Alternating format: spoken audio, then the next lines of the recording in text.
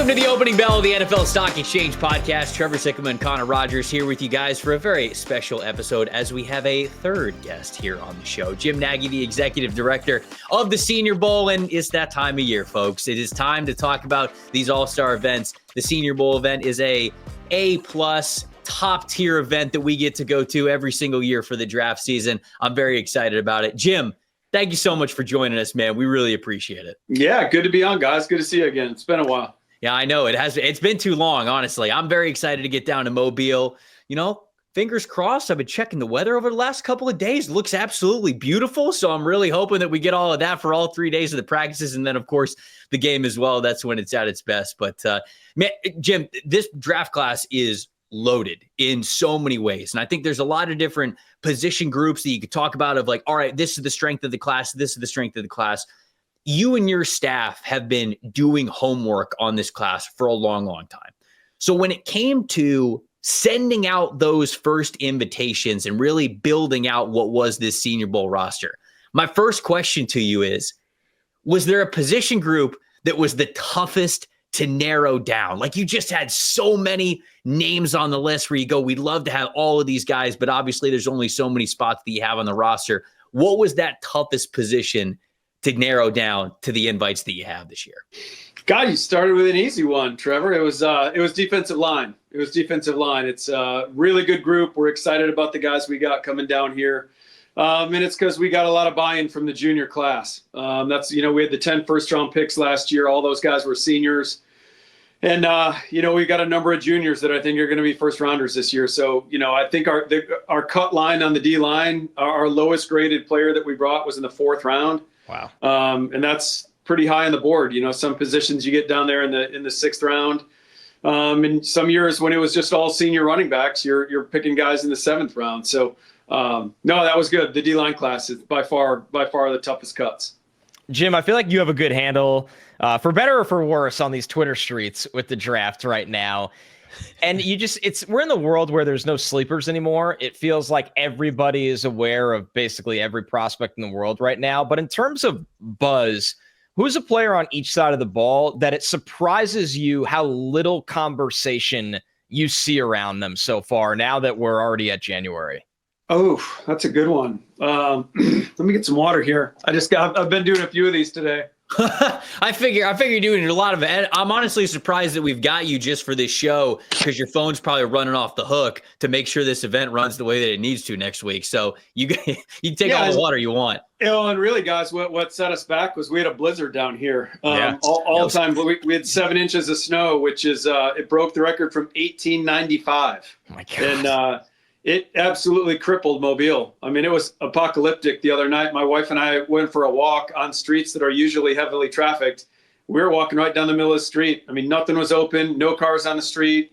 So we're behind a little bit. We lost 2 full days in the office as a staff, which isn't ideal when you're trying to operationalize a game. So I know this would have been a nightmare for you. But for one of the days at practice to be just an absolute snowstorm and, as people say, real football, I mean, that would have been one of the most memorable, if not the most memorable Senior Bowl practice that I will ever attend. And so I know that would have been a nightmare for you. So in that respect, I'm glad that it snowed earlier from the event. Yeah, I don't think the agent community would have been real happy with us practicing. So back to your question, guys that maybe aren't getting enough buzz, I would say, like at tight end, Maliki Matavo from UCLA. I feel like sometimes we just forget about these West Coast prospects a little bit. This guy's like he's over 6'6". He was 267 pounds in the spring, and he moves like a guy that's 6'4", 240. Really fluid, great adjuster. I'm frankly shocked that that more people aren't talking about him. I'm going to cheat a little bit. I don't do a lot of these podcasts in my office, but because downstairs looks like a locker room right now with all the equipment, I'm back up here. And I would say, on the defensive side of the ball of guys that aren't getting talked about, wow, that's a really good one. I love Upton Stout from Western Kentucky. Let's go. Yeah. He's just an easy guy to like. You put on the tape and he's super urgent and he's flying around, and we've got a scouting assistant here on the staff that played on the really good Alabama teams back in 2017, 2018. Upton Stout would have fit on those defenses with his play style. I mean, he's a dog. He flies around. He played outside corner, mostly on junior tape this year. He's more as a nickel. He reminds me of LaMarcus Joyner when LaMarcus came out of Florida State. I thought LaMarcus could play anywhere. I was with the Seahawks at the time, and we had really strict size parameters at DB. You know, we liked our big corners in Seattle, but, you know, he was a one guy that I really wanted to, like, I thought he was the exception. You know, you don't want to go to bat for too many exceptions in a draft room. LaMarcus was one of the few guys that I did. And Upton Stout kind of reminds me of him. I love that shout out because I've watched a little bit of Upton, you know, you get him on the MDS and the PFF big board. And I felt the same, man. It just felt like he wanted to be out there every single snap, the energy that he played with, all that. And I love the LaMarcus Joyner shout out as well, because that's when he was great. You talked about some of the juniors and really having the opportunity now to add some of these juniors to the game. Who are a couple of those guys who it's like, it's a little bit later in the process, you know, you have your initial invites that go out, and then you get to invite some of those juniors, but they're just some huge names that can take the interest in the game and just elevate the game overall when it comes to the overall draft class. Who are a couple of those guys who you talked about having some potential first rounders within there that you were just so stoked to be able to get and you're excited to see there? Yeah, and, you know, we had to wait on those guys. The league office wanted us to hold off on announcing juniors until the January 7th date. And trust me, I wasn't happy with it. I let my feelings be known on Park Avenue. But but it really worked out. Honestly, it worked out great. I texted those guys after. I was like, well, you know, because we just kind of, on January 7th, we pushed out, I think, all the offensive juniors in the morning and the defensive at night, or vice versa. And it created a huge storm on social media that day. So, no, I mean, all those guys, we're excited about all those guys. It's hard to single anyone out, but, you know, Josh Connerly, the left tackle at Oregon, was a good late ad. You know, and he's a guy, we didn't get Kelvin Banks from Texas and Will Campbell from LSU, and Josh Connerly's coming because he wants to be the top tackle taken. And you know what? Like, I love that mindset. He could have easily sat it out as well. He knew those other two guys weren't coming, and he's like, you know what? I'm coming down there. So he would be one of them. And then, you know, on the D line, I mean, there's a bunch of those guys. Walter Nolan, Shamar Stewart from Texas A&M, I think, has a chance to make as much money as anybody. He's got crazy tools and talent. Has it resulted in a lot of production on paper yet? No. But he is disruptive on tape, and he's another guy at 280 some pounds. He moves like he's 260. And so he could make a lot of money in these one-on-ones. We see it every year. You know, there's guys that come down and really make a mark. And like Braden Fisk last year was a guy that, yeah. Now in hindsight, he went from, you know, the teams when we did our calls in November, most teams had Braden Fisk as a 4th or 5th rounder. He ended up going 39 overall to the Rams, and now that looks like a gross underdraft. You know, like if we redrafted last year's draft today, Braden Fisk could be a top 15 pick, maybe a top 10 pick. So I think Stewart's got a chance to have that kind of week. Man, yeah. I was just gonna say him talking about competing too with Fisk last year. He practiced he did all of practice 1 week with one team. And then didn't you guys, just because of injuries and some guys weren't able to participate in the game, you asked him, like, hey, can you flip over and can you play D-line with a team and a game plan that you've never played with before? And he was like, yeah, absolutely. I mean, that's a total competitor, like you mentioned there too. And that's why we asked Braden to do it, because I knew he wouldn't balk at it. You know, I mean, again, all the line stuff were the same calls for both teams. So, and that's all he cared about. When we called him up to do the move, it was me and the two defensive line coaches standing there by the escalators, and he was like, our stuff we're doing up front the same? And they said, exactly. These two D-line coaches worked together in Miami years ago, so they call the same stuff. And he's like, all right, let's go. So, and so it was no surprise, man. It was no surprise what he did for the Rams this year. That kid's an animal. It's funny to look back on that one because, like you said, Jim, where he was taken, people reacted not only to that, but the bounty the Rams gave up to go get him. And then he had 8.5 sacks as a rookie, and everybody's like, okay, maybe we overthought this one and the Rams are right. So big picture question, Jim, because I'm fascinated by just the entire process of this. You were a scout for a long time, and now you have a lot of years under your belt running the Senior Bowl. What would you say was the biggest adjustment from that transition in your career that maybe you didn't expect when you took the job? Well, there's just more to this job in terms of the hats you need to wear. So that's one thing. I mean, I've said it a lot. I was drinking out of a fire hose. The first year on the job, my wife refers to it as the year on the couch. because I was waking up in the middle of the night and I couldn't sleep. So I just go downstairs and turn on the TV and try to fall back asleep. So there's just a lot more to this job. And then I would say, like, as an evaluator, I don't have time. I'm running a business too. So I don't have time to sit here and watch like 7 games on a player. I got to rip through some stuff and so I've had to become a lot more efficient as an evaluator than I was as a scout.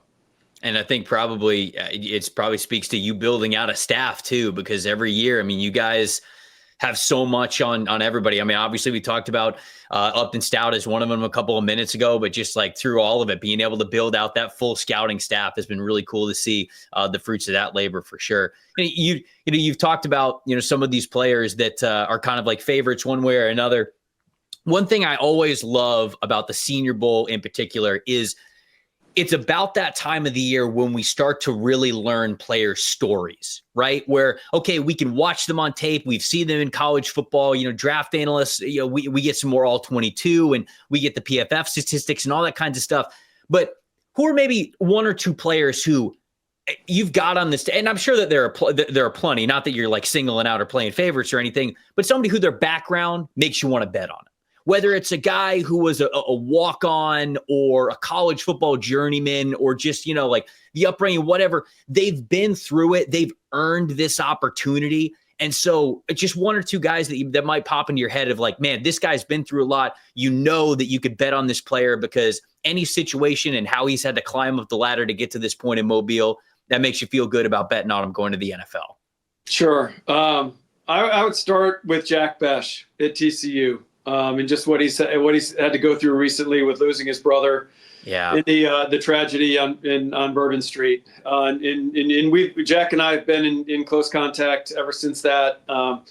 So I'm rooting for all our guys, but I'm really rooting for Jack when he goes to the next level. What he's had to overcome just this last month, and then I would say like another really cool backstory is Khalil Mullings from Michigan. I mean, I think by now, I've even spoken about it a lot, but just love a guy that, went to Michigan as a linebacker and played 22 games or whatever it was on the defensive side of the ball, and then transitions to fullback and, does that last year mostly as a fullback, and then, drops a little bit of weight. I think he dropped about 5 pounds, trimmed up this year and became the primary ball carrier, on a football team that had one of the EA Sports cover boys, Donovan Edwards, in the same backfield. And so Mullings is a cool story too. But there's a ton.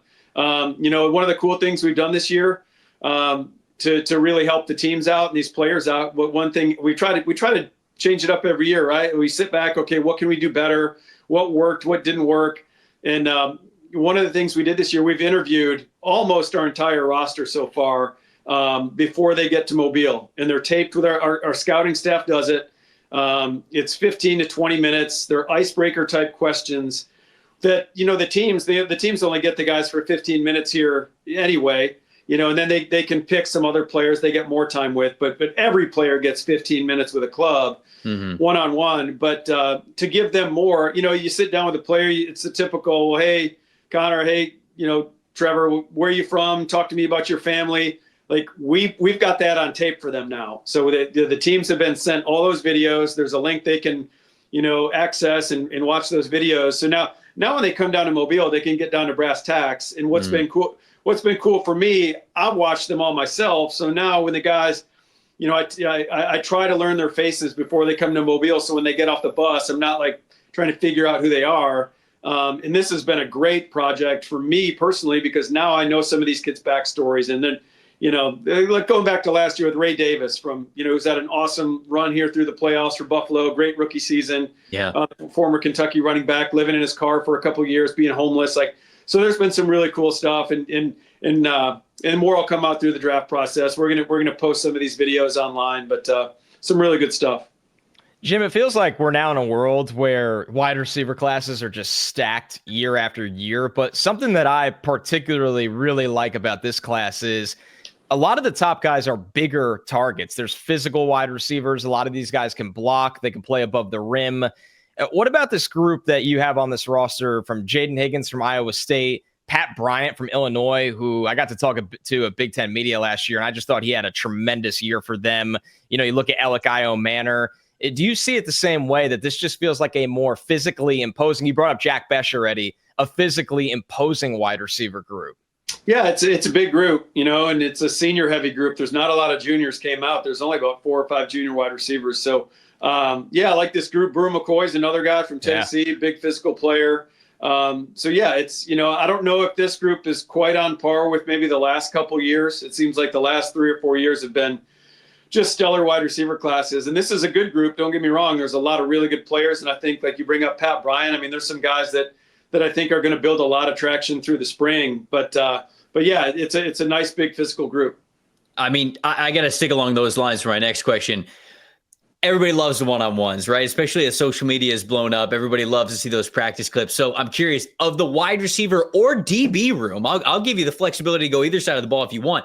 Is there somebody that you think is going to become social media's favorite prospect when it comes to those wide receiver DB one-on-one drills? Because it felt like it was Lab McConkey last year with, right, how he was able to cook a lot of those DBs in those one-on-one drills because it was just his bread and butter of how he wins. And now we're seeing that with the Chargers. But, you got guys like Xavier Restrepo and Tez Johnson and Jalen Royals and like so many, Jack Besh as well, certainly. Is there anybody that really stands out that you go, all right, this is going to be social media's favorite player in these one-on-one drills? Yeah, we had Michael Wilson in the game a couple years ago from Stanford, who made a big jump coming out of the week. He was really uncoverable, really good separator. I think Jaden Higgins could have a similar type of week down here. And then flipping it over to the defensive backfield, Max Harrison at Kentucky is a guy that I've really liked the last couple of years. He was an easy guy to invite. I actually didn't even watch a ton of tape from this year because I liked the previous year stuff so much. He was kind of a no-brainer.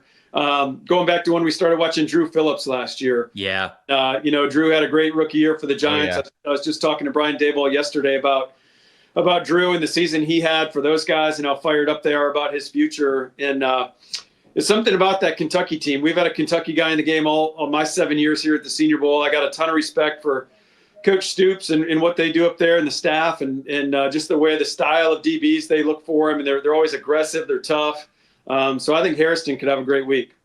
So obviously Senior Bowl week is a great opportunity for the players, but what's been really cool, Jim, is now it's a growth opportunity for coaches. Who are some rising names on this year's staff that are going to get a chance to do something? Because they obviously all get bumped up at the Senior Bowl from their current position. That'll get a chance to do something with a little bit more on their plate that fans should know about. Yeah, it's a coach up format now. So our head coaches, our coordinators are full-time position coaches, and our position coaches are quality control guys or assistant position coaches. So yeah, it's a cool format. It's different. What's really cool tomorrow, Mike Kafka, who's one of our head coaches for the national team, is going to be interviewing for his second round interview at the New Orleans Saints for their head coaching job. So that's cool. I mean, Bubba Ventrone, the special teams coordinator of the Browns, that's a personal one for me because I was with the Patriots when we drafted Bubba out of college, and it's been That's cool awesome. to watch. Been cool to watch him, go up. And then again, just personally for me to have 3 guys that I was in Seattle with, 2 guys from that Legion of Boom defense, KJ Wright, great Senior Bowl alum, and then Deshaun Shedd, both those guys off that Legion of Boom defense down here coaching, and they're on the same group. They're coaching together this week. Kind of a full circle moment. So cool to have those guys as well. That's awesome. That is really cool. Got a couple more questions here for Jim Nagy, but before we continue this interview, got to ask you guys out there, have you guys played Pick 6 by DraftKings yet? Because if you haven't, what are you waiting for? I mean, we've only got 2 more games, the conference championship, and then it's a Super Bowl. As an official daily fantasy partner of the NFL, DraftKings does fantasy sports like nobody else. You can play for better payouts on Pick 6. The whole thing is very easy to get started. You just select 2 or more players. Say they will have more or less of a single stat. Could be touchdowns, could be receptions, could be tackles, sacks, whatever it is. Pick 6 available in most states, including Missouri, California, Texas, and Georgia.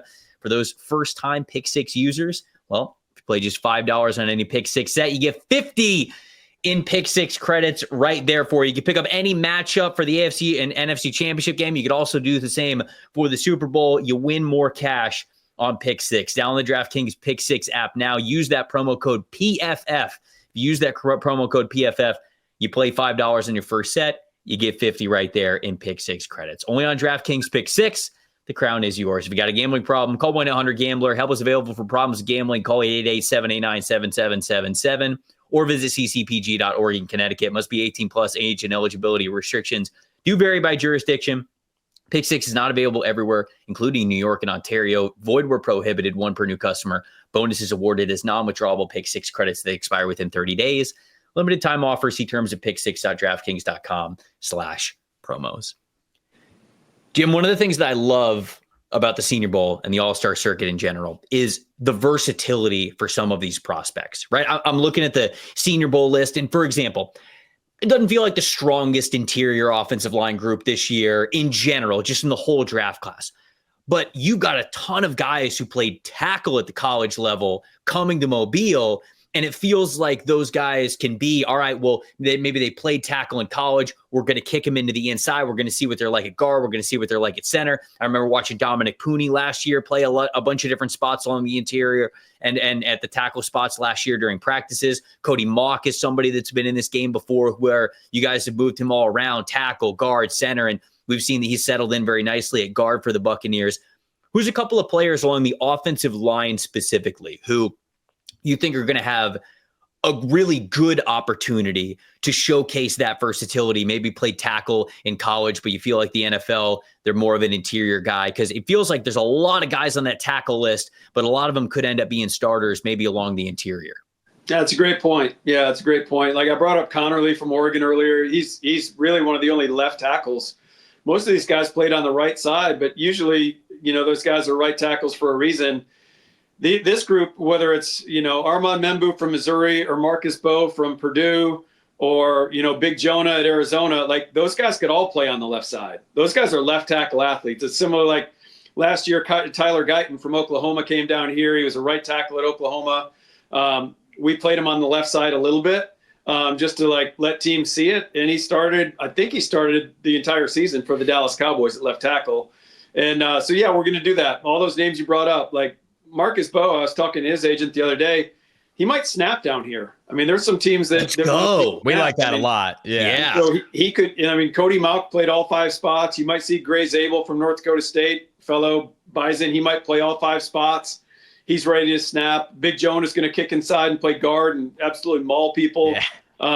Membu's probably going to move in and play some guard. So go over to the left side and play tackle. So we talked to the offensive line coach. We talked to all these coaches. So as soon as they come on board, I get on in a Zoom with the offensive and defensive, offense from American, defense American, and same thing on the national side. We go over position flex and where we can play guys and kind of showcase them a little bit. So, yeah, there'll be some fun ones. There'll be some guys on the offensive line doing some things you haven't seen them do in college.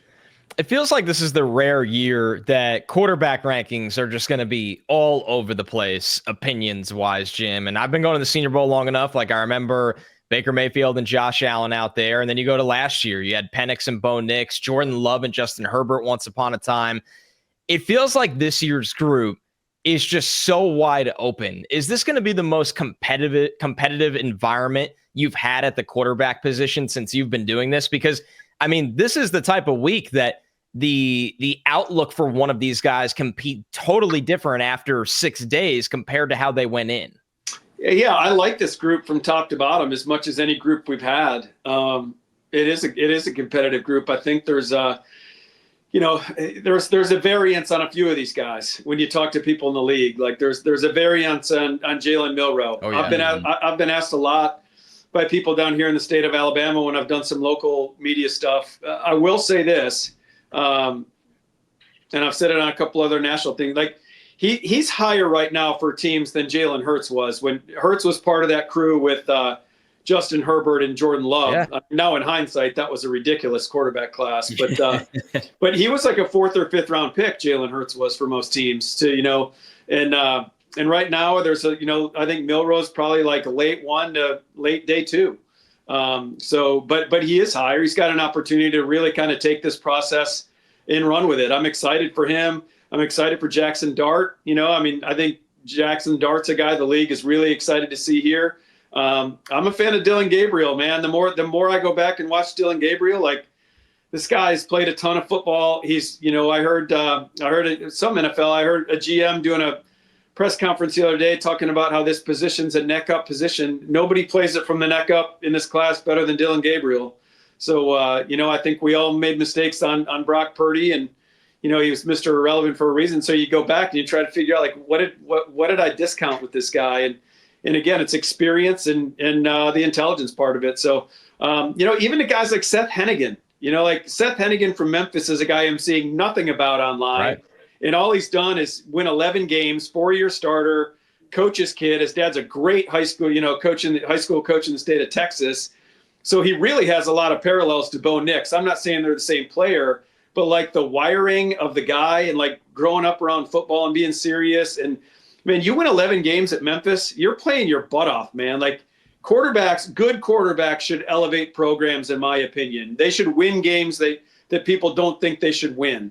And they should take their programs to places the programs haven't been before. And that's what Seth Hennigan's done at Memphis. So, he's a guy that a lot of people aren't talking about that I'm excited about. I love that shout out. And going back to what you said about Dylan Gabriel, Connor and I, what was it, Connor, like a couple of weeks ago, 3 weeks ago or something, we did our quarterback ranking episode, and Dylan Gabriel, he's tough to quit. It's hard when you play that position so well between the ears, under the helmet, however you want to say it.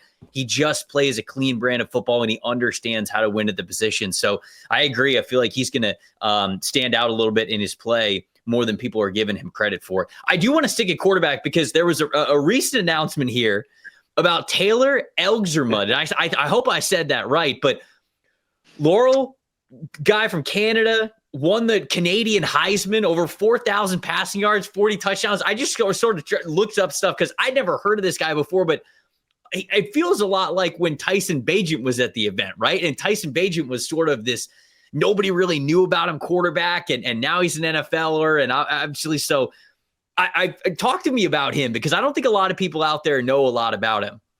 I don't know a lot about him. He's a guy that I'll give his quarterback coach a lot of credit. So he's with this group, QB Country. It's based out of Mobile, Alabama here, and they've got branches all over really the southeast part of the country.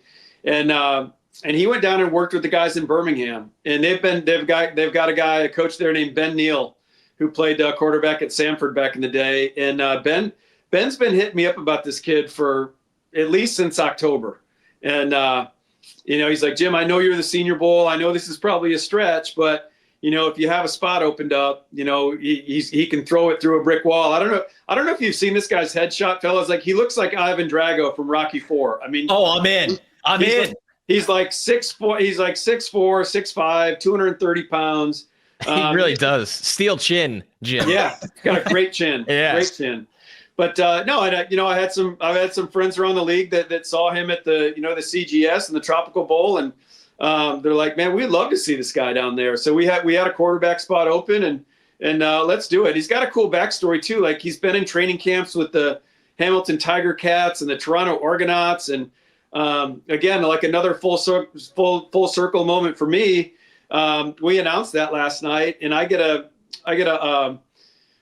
text from a former Georgia State quarterback, Nick Arbuckle, who I was recruiting to come to the Seattle Seahawks way back in the day.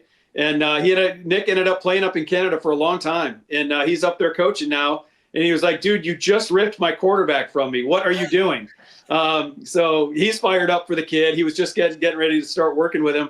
And now he's coming to Mobile. So that should be fun. I'm looking forward to seeing him. I mean, I've seen a ton of video on him.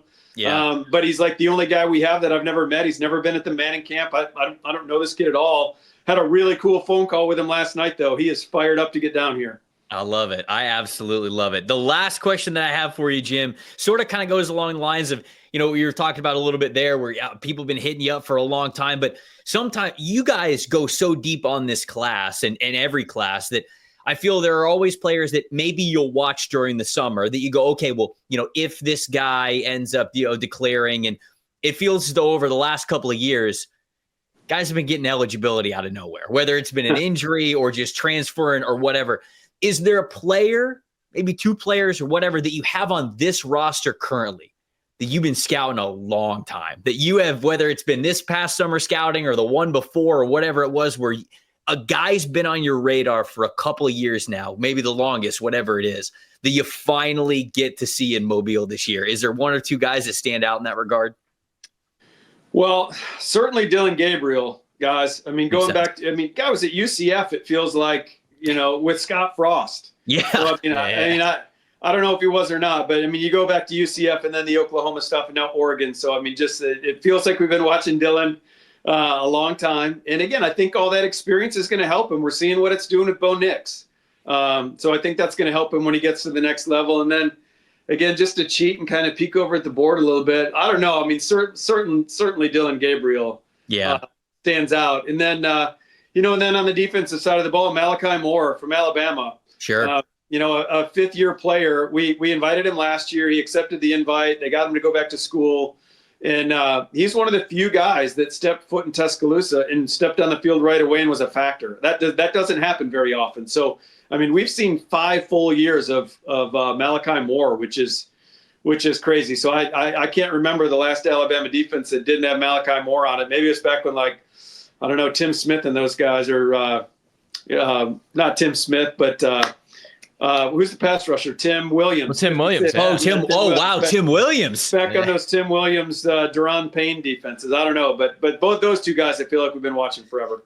Man, I was when Tim Williams is a terror at Alabama. I that was like early in my scouting days, and I remember watching Tim Williams, and I was like, this guy's gonna be the greatest NFL player ever. Obviously, he wasn't, but I remember doing that. Jim, thank you so much for your time here. This was fantastic. It was great to ask you a couple of questions and get all of our listeners and our community just to get fired up about the Senior Bowl, because it's a great group this year. We're really excited to get down there. Can't wait to cover it as best we possibly can. So thank you. I appreciate it. No, thanks for having me on, guys. Look forward to getting you down here.